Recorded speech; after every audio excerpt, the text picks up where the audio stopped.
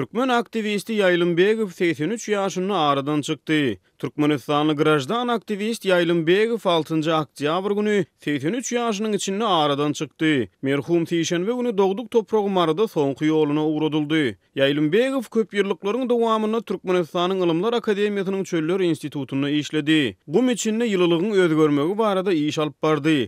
Ilmi makalalar çap boldy. Yaylym aga 1991-nji ýyldan başlap demokratik pikirlere goşuldy. Ol garaşsyzlygyň ilkinji ýyllaryna döredilen hereketiň işlerine aktiw gatnaşdy. Ýurtdaky edenetlikler baradaky maglumatlaryň halkara derejesinde ýaýramagyna köp ýardam etdi diýip aktivistiň pikirdeşi azatlyga gurrun berdi. Yaylımbegow ýurdun içinde durup Azatlyk radiosyna interwiu berip bilen adamlardan biri boldy. Ol Türkmenistanda geçirilýän prezidentlik saýlawlary barada 2011-nji ýylyň dekabr aýynyň Azatlyga beren interwiusyny ýurdun syýasy durmuşyna köp partiýalygyň ähmiýeti barada şeýle gurrun beripdi. Häzir etsendi, islenlik ýurtda bir partiýalyk hereket edýän wagtynda, bir partiýa ýurdurulýan wagtynda hiç şeýle demokratiýaň bolmanlygyny taryh görkezdi.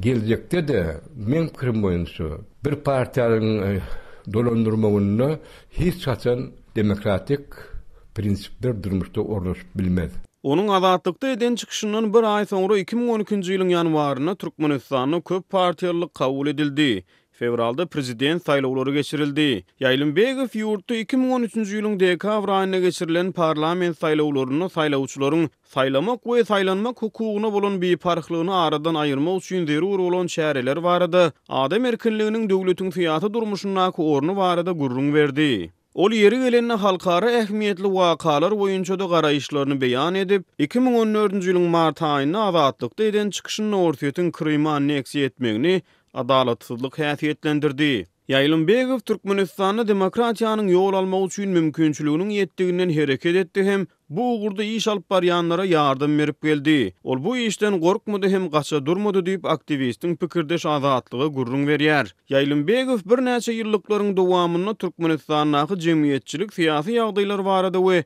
beýleki möhüm temalar boýunça azatlykda çykyş edip şahsysyny pikir garaýşlaryny beýan etdi. Azatlyk radiosy dünýäsini täzeläň Yaylymbegowyň maşgala agdalaryna çuňur gynanç bildirýär.